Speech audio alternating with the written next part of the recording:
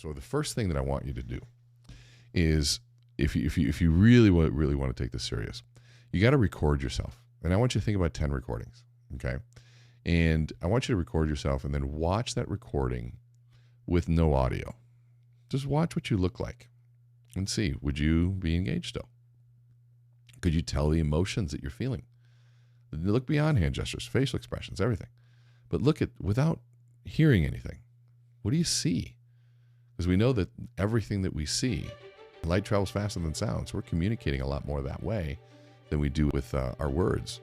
And we're communicating first that way. It's time to get inside your own head. Begin with the psychology behind your behaviors and fuse it with an acute understanding of self-awareness, emotion, storytelling, body language, and more. Then look at it all through the lens of the latest neuroscience research, broken down to its most digestible form. And you've arrived. Enhanced messaging, deeper connection, heightened influence, and a greater impact on the world. Welcome to the neuroside of influence and leadership with René Rodriguez.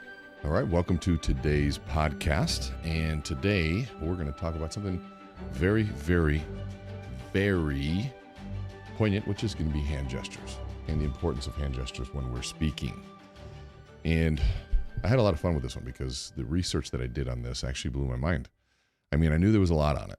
And the more I dove in, even for the book, we did a lot, but I decided to go even further in on it. And wow, there is so much, even now, more proving the importance of using our hands. And this is critical. And what's interesting is that one of the first things we do in Amplify is, in our course Amplify, is, and if those of you who don't know what that is, it's a 3-day course that we put on to help people learn how to speak in a way that gets people to listen and act upon, which is the art and science of influence. But when we first start, we start with, where do we put our hands? And inevitably, when I bring somebody up on stage and I have them answer that question of who are you, what do you do, what makes you unique, almost everybody has their hands by their sides, awkwardly in their pockets, fumbling around somewhere, and they don't know what to do with their hands. And that's where we begin. And so we always begin with this concept called the influence zone. And the influence zone, if you go to page, what page is that on? It's on page 184. And I have a picture of it. Your influence zone basically goes from your belly button to your eyes. And if your hands are in that zone, you appear more influential. And influential, which means more ready. You're more in charge. You're ready to get involved. You are more authoritative, more entertaining, more engaging. There's something that happens when that happens. But when you're standing with your hands by your sides, I mean, think about it. If you're playing a sport and your hands are by the sides, it tells the world you're not ready to play. And the rules in business, I think, apply the same way. And if hands aren't ready to go, there's a universal symbol to sort of being ready. And that's sort of how we start.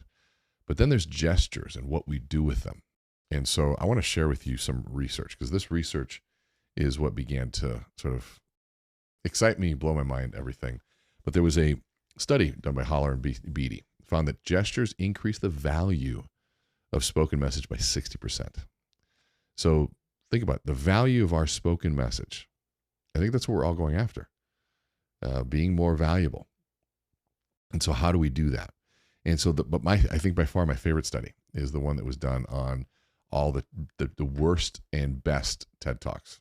And what they found, so now imagine these people painstakingly went and looked at all of the top TED Talks and then all of the bottom TED Talks, and they counted gestures. And then they looked at the average views for each one of these. And what they found were the least popular TED Talkers, right, or the TED Talks, had an average of 272 hand gestures. And their average views, remember this is TED, not TEDx, had about 124,000 views. That's still a lot. But when you compare it to the most popular TED Talks, they had an average of 465 hand gestures, almost double, and averaged 7.36 million views. Think about that for a minute.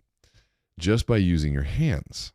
That was one of the main factors. Now, is it now just start using your hands and you're going to be good? No, that's not what it is. it is kind of a chicken and the egg thing.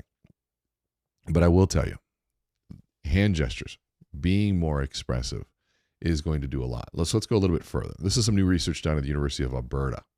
And they were talking about gesturing while you talk actually helps you access language. And so this goes back to why we teach people, where to and how to anchor messages in your fingers, right? So you've got 1, 2, 3, 4, let's say 4 or 5 messages. And I'll have people touch their thumb to remember their first message, right? So this is message 1. This might be one value set about, playing as a team. This next one might be the next message about, my first basketball game. The third might be, when I got cut. And you kind of, you embed those into your fingers. And there's something that kinesthetic body language that helps you access memory better. And so what they think is going on is the fact that moving our hands actually helps recall. So you can actually recall more of the story when you move your hands. And it actually helps you access memory and language so you can better tell a story. So there's something about, have you ever had something where you're like, oh, it's like one of those things, you start moving your hands before you remember? It's almost like your hands serve as a memory jogger to what your brain wants to say. And then there was another study. Then what they did was they looked at people talking with hand gestures and without. And what they found were participants were 20% more likely to hear and interpret the words being spoken accurately when accompanied by matching hand gestures. So this is when hand gestures matched, right? And then 40% as likely to hear the wrong word when the gestures didn't match. And so here they had hand gestures that didn't match. And 40% likely to hear the wrong word. That to me is fascinating. So we think that we just hear with our ears. But what this research is saying is that we actually hear also, and we understand things with our eyes. Now think about the impact, and I have been saying this since day one, since we started wearing our masks, and what this is doing to kids and the facial expressions and the loss of micro expressions and the communications and the nuances and all of the things that are communicated by being able to read lips. You go up to a teller, or you go up to somebody working at whatever kind of store, and they're behind a screen and have a mask on and they're talking. I can't understand a word they're saying. And, sometimes I even would go and I'd say, hey, can you, you're behind a screen, you're by yourself, can you pull your mask down so I can see what you're saying? Because I don't understand. Now, here's what's also interesting, because, people always say, why do we focus so much on hand gestures? Because it says so much. I mean, it says so much. So according to a body language expert, her name is Carol Goman, Dr. Carol Goman. She said her research suggested that a certain hand gestures can alter perception of character. So certain character types use certain hand gestures, which I thought was really interesting, because I know there's a lot of people that I work with that come in and I'll tell them, I said, the way you come off is meek, right? These are men sometimes, grown men, big men, but meek and timid. And I'll ask them, is that what you want to come off as? And they said no. So there are certain hand gestures that you can do to offset that. Now, there are certain people that come into our sessions that are overpowering, dominating, and intimidating. And guess what? They usually have those same hand gestures to follow. And so we have to give them other ones to soften them up a little bit. And so there's, different perception of characters can signal like extroversion or somebody who's dominant. But overall, though, this is what's interesting. Overall, speaking with gestures in general tends to lead to being evaluated as warm, agreeable, and energetic. So think about that. Just by using your hands, you're considered more warm, agreeable, and energetic. I think those are pretty positive traits. Now, conversely, those who remain still sort of feel mechanical or like they're wooden. They're seen as logical, cold, and analytical. And so now, depends on, remember that golf club analogy? If you haven't listened to that, I use that in almost all my podcasts and throughout the book and Amplify. But all of these are clubs in your bag. Not one is better than the other. It all depends on where you are in the course of life. It's like in golf, the club only matters depending on what shot you need to make.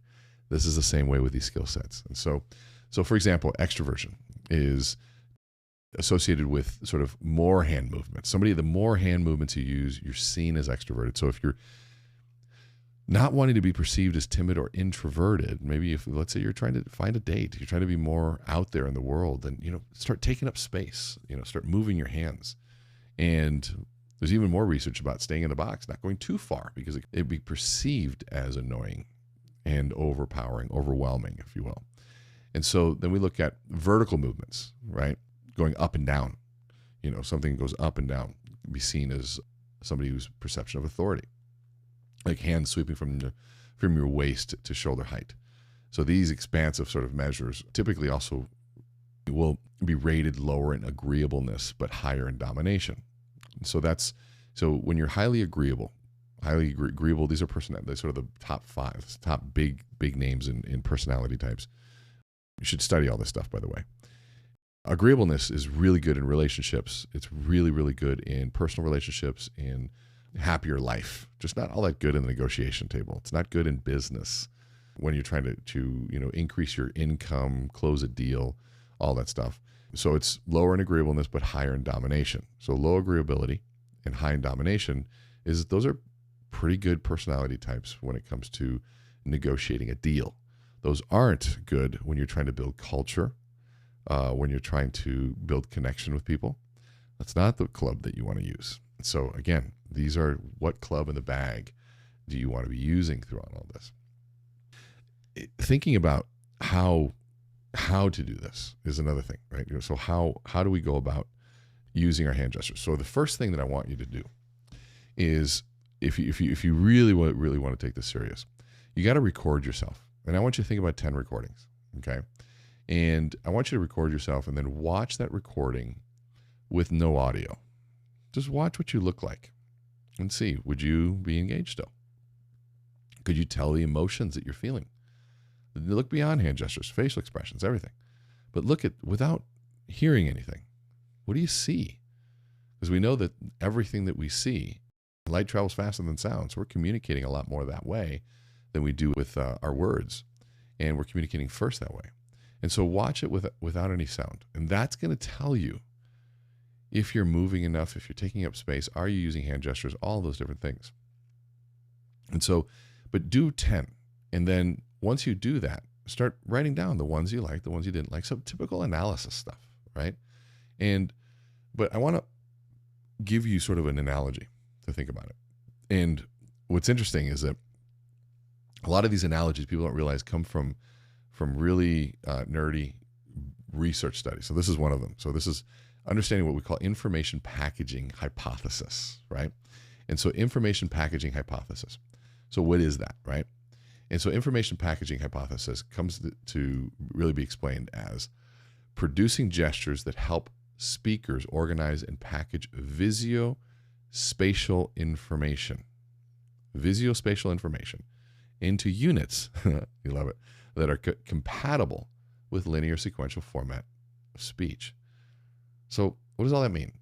It helps people, so information packaging, the hypothesis around that talks about gestures that help organize and package visuospatial information, visual, right? Spatial, in the air, information that are compatible with linear spatial sequential format of speech. Here's what all that means. You're a PowerPoint slide. That's all it means. And anything you do is either contributing to your message or distracting from it. And so the more that you use your hands in things that make sense and are congruent with the messaging, in messages that you're talking about, putting the accent points in, something larger or small or further away, or how we all come together, all of that stuff. There's an article that I'll try to put in the show notes here about 60 hand gestures that you should know. And it goes through a lot of this stuff. But really what it's saying is that if you have some of the nervous tics, or if you're twitching your knee, or if you're, whatever those things are, remember, watch those videos silently with no audio. Start paying attention to, if you were a PowerPoint slide, are there any distractions?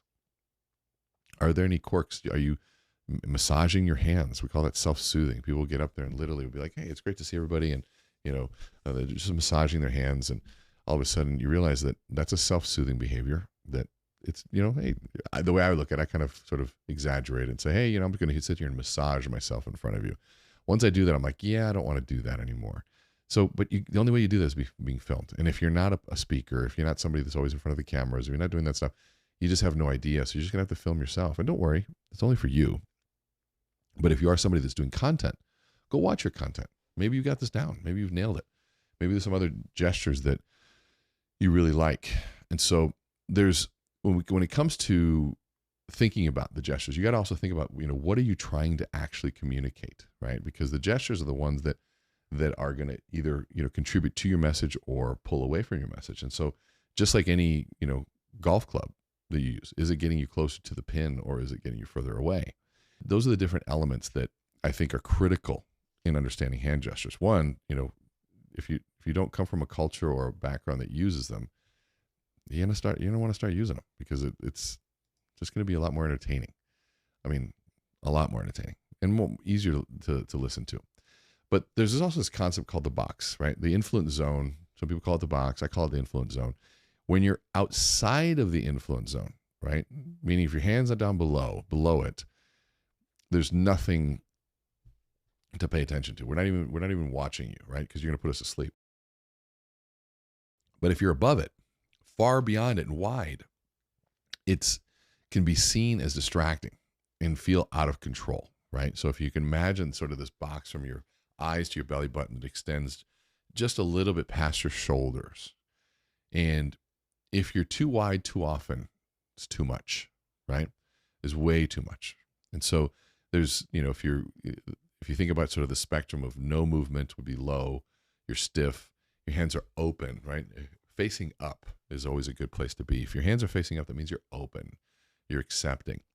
And, that would be sort of expressive, which is really your ideal. But too much, it's almost like, the jazz hands, right? Just it's showy and it doesn't feel genuine. And I don't think most people, speak that way. It feels like you're trying to put on a show for somebody else. And I think we're in a place right now that we know when somebody's being honest or dishonest. And so those are the things that we really tend to need to watch out for. And don't even get me started on gestures when it comes to international, right? Because there are certain gestures in one country that mean one thing, and other gestures in another country that mean vulgar, horrific things. And that's where we get into the concept of kairos too, right? What's timely? Where are you at? The era that you're in, and what culture are you in? Man, it gets tough. The more you realize how much we're communicating outside of words, you almost become paranoid, but I want you to become fascinated by it. I want you to become excited by what's going on, right? And so all of those different elements are critical. This piece around, so if you don't, let's just say if you don't use hand gestures, well, you got to ask yourself, how do you start? Well, one, go to home base. Home base is your hands. I guess, how would I describe that? One hand inside of the other, right? So if you're watching the video, watch the video. It's like this. But right there, your elbows are about 90 degrees. And you want to be in that influence zone and come back to that home base, right? And you can kind of see the picture here on page 84. I don't know if you can see that at all. But you can see that if your hands are there, it's a home base. It's a place to come back to. And some people, touch the tips of their fingers together. If those tips of the fingers are pointed up in the air, we call that a steeple, right? So a steeple is a powerful position to be in. It's one that says you have your shit together. You've got everything put together. If you look at Kevin O'Leary, the Shark Tank, that's his favorite position to be in. He'll be sitting there with his, the steeple position. There's the lowered steeple position where it's kind of facing downward. Now that's a very powerful position. It's one that shows confidence.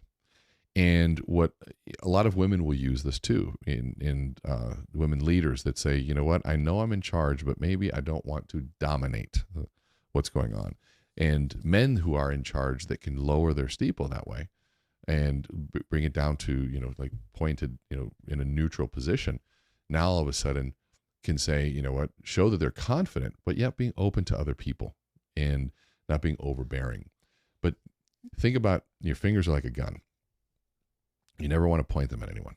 If you remember Bill Clinton, when he would talk and he would have sort of his fist that was going, his thumb was sort of the main thing that you would see.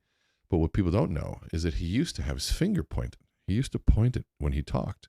And nobody wants their fingers pointed at them. I mean, think about it. When somebody's pointing their finger, don't put your finger at me. There's something offensive about that.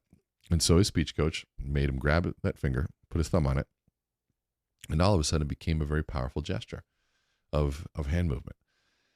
And so thinking about where you're at and how do you most naturally let your hands move.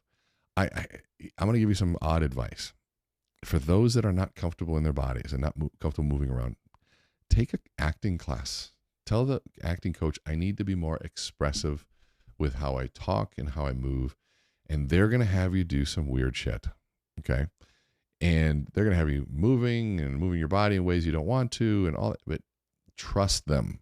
Okay. There's a method to the madness. When you start moving outside your body, you start kind of taking up space. You start realizing that there's more power there. And if you're going to be on a stage, if you're communicating things, the first thing I always tell people to look at is how close people's feet are to each other. If their feet are very close to each other, they don't feel comfortable. They're trying to take up as little space as possible. And that's a sign that someone's not feeling comfortable or safe. Not the best time to sell them a product or idea. That's the time where you have to start making them feel safe. And if somebody's laid out, they're comfortable, their arms are kind of out wide, maybe even behind their neck, which kind of signifies that they feel that they're very important, then you know that maybe it's a good time to have that conversation. But all of those things are critical. So how much space you're doing it. And if you're not comfortable, talk to a professional. Take a class. Get outside there, because being able to move is going to make a huge, huge, huge, huge difference. And so record those 10 videos. Watch with no sound on and ask yourself, would you still stay engaged with this person? I know a lot of people that I wouldn't. And I know the way I used to. And sometimes the way that I speak, if I am hyper intellectual in a topic, or if I'm, very introspective in a topic, I can get pretty boring in terms of my body language. Now, the good news is I usually inflect pretty well with my voice, which makes up for it. But I have to be careful. Even my first podcast, I got people who say, René, wake up. And, I need to be more expressive even in here. So think about those 10 videos, watch them with a critical eye, and then record another 10, maybe another 5. Try being a little bit think about it. If you think this is big, try opening your hands this far, and you're going to realize that what you think is huge movement on camera is not even that much movement. It takes a lot to really take up space. And so, especially if you haven't been somebody that's taking up space. I had somebody saying, well, I'm Italian, and what should I do? My hands are always talking with my hands. I'm like, be as Italian as you can be. It's a good thing. Move and use your hands. And that's going to help communicate a lot better for people. What I want you to get out of this is the low-hanging fruit here. And so this journey of influence that you're on, if you're listening to this, one, I appreciate you listening. But get the low-hanging fruit. First, you got to get a baseline. Record yourself, and then start with home base. Okay? Start with home base with your hands inside the influence zone, and then start, basic gestures, but moving around so you can at least get your hands moving as much as possible. And watch what happens. If you can think about yourself as a PowerPoint slide, what hand gestures just make it easier for people to understand? Even when I was just scrunching my shoulders there, that's part of my PowerPoint animation, if you will. So do that. Keep it simple, but try it. Take this week. Put it to work. Talk with your hands. When you go to, if you're single and out at happy hour, try taking up more space. Use more hand gestures and watch what happens and how people perceive you, even if you're uncomfortable. Now, some of you may go too far with this. Cool. Be fascinated. Well, that's too far. I looked weird. I was uncomfortable. There you go. That's part of the journey. You're never, ever going to get it right the first time. And that's okay. That's part of life. So get over it. Start making some mistakes and enjoy. But most importantly, start using these beautiful things that we have hands when you start talking. So that's it for this week. Please, if you liked it, please like, share, subscribe, all that wonderful stuff.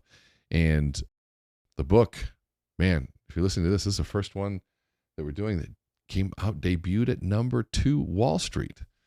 Wow. So those of you that have purchased it, thank you so much. We also made USA Today and Publishers Weekly. And of course, Amazon's been gracious to give us a number 1 spot for several weeks now. But blown away and more inspired to keep this process going. If you have suggestions or if you have requests, send me a message. What do you want to learn about? There's so many things, and I'm probably going to start having some guests on here pretty soon. But until then, you have an amazing day, and we'll talk to you soon.